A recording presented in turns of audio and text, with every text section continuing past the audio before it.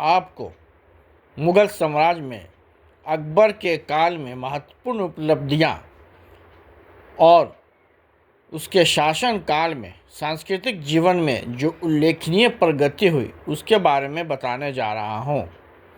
अकबर के शासन काल में भवनों का निर्माण व्यापक रूप से हुआ, नए नए नगरों की स्थापना भी हुई।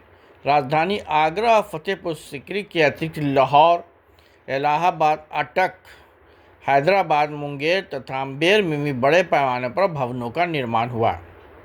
इस काल की अंतिम उल्लेखनीय उपलब्धि आगरा के समीप सिकंदरा में स्थित अकबर का मकबरा है, जिसका निर्माण भारतीय शैली से स्पष्टतः प्रभावित है। अकबर के काल में महत्वपूर्ण उपलब्धियां चित्रकला के क्षेत्र में भी देखी जा सकती है। अकबर ने इस क्षेत्र में भी ईरानी और भारतीय शैलियों का समावेश किया, मतलब कि अकबर ने अब दोनों शैलियों को मिलाकर एक नई शैली का निर्माण करवाया। ईरानी चित्रकला, भारतीय चित्रकला एक दूसरे से बहुत भिन्न थी। भारत में अधिकतर धार्मिक विषयों का चित्रण होता था, जबकि ईरान में धर्मोत्तरक्त विषयों और मुख्यतः शासक वर्ग के जीवन का चित्रण होता था। अकबर ने ईरानी परंपरा के विषयों को ही चुना और अकबरकालीन चित्र शैली में शासक वर्ग के जीवन का चित्रण किया गया, किंतु प्रस्तुतिकरण की शैली पूर्ण रूप से भारतीय है। इस प्रकार अकबर के शासनकाल में एक ऐसी चित्रकला का विकास हुआ जिसकी आत्मा ईरानी थी और शरीर भारतीय था। यह भी स्मरणीय है कि अकबर ने अपने दरबार में बड़ी संख्या में चित्रकारों को इकट्ठा किया। चित्र बनवाने के लिए अलग चित्रशाला स्थापित की। वसावन और यशवंत नाम के प्रसिद्ध चित्रकार अकबर के शासनकाल की अनेक उत्कृष्ट कलाकृतियों के निर्माता थे। संगीत के क्षेत्र में भी अकबर के दरबार में ईरानी और भारतीय परंपरा का समावेश हुआ। यूँ तो सल्तनत काल से ही भारतीय और ईरानी संगीत का आपसी संपर्क और एक दूसरे का प्रभाव देखने को मिलता है, किंतु इसका प्रभाव मुख्यतः सूफी संतों तक सीमित था। शासक वर्ग के स्तर पर दिल्ली के सुल्तानों ने संगीत को अधिक प्रोत्साहन नहीं दिया।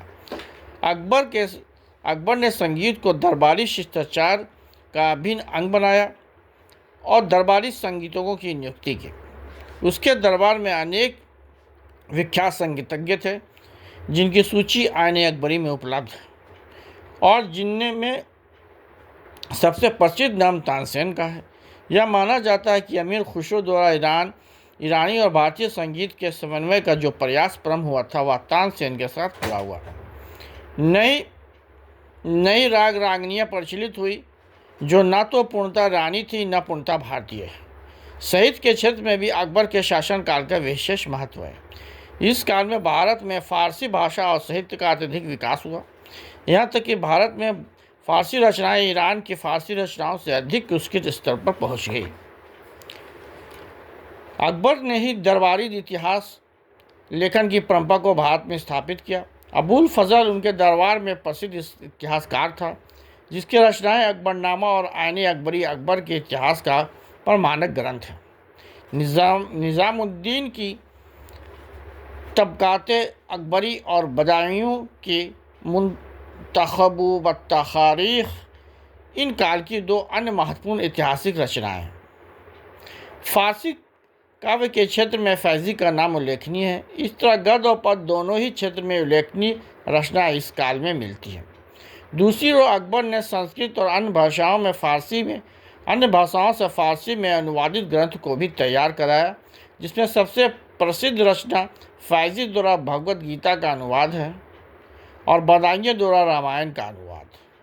विज्ञान और अन्य विषयों पर भी संस्कृत की रचनाएं फारसी में अनुवाद की गई। दूसरी ओर तुर्की भाषा में लिखी बाबर की आत्मकथा तुस्के बाबरी का फारसी में अनुवाद बाबर नामक शीर्षक से अब्दुल रहीम खान ने किया। हिंदी भाषा एवं साहित्य के दृष्टिकोण से भी अकबर का शासनकाल उल्लेखनीय रहा। इसी काल में तुलसीदास की प्रसिद्ध रचना रामचरितमानस लिखी गई। यद्यपि तुलसीदास का अकबर के दरबार से कोई संबंध नहीं था, फिर भी अकबर के शासनकाल की उदार परंपराओं ने हिंदी भाषा के विकास को उपयुक्त वातावरण बनाया। अकबर के दरबार में हिंदी के कुछ प्रसिद्ध कवियों को हम पाते हैं। इनमें से एक महत्वपूर्ण नाम अब्दुल रहीम खाना का है, जिन्हें दोहे आज भी हिंदी भाषा के विशिष्ट स्थान रखते हैं।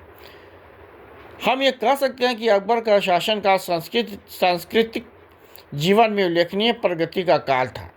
अकबर ने एकीकरण की जो नीति अपनाई, उसके फलस्वरूप यह अनिवार्य हो गया कि हिंदू और मुसलमानों के बीच एक समन्वित परंपरा का विकास किया जाए।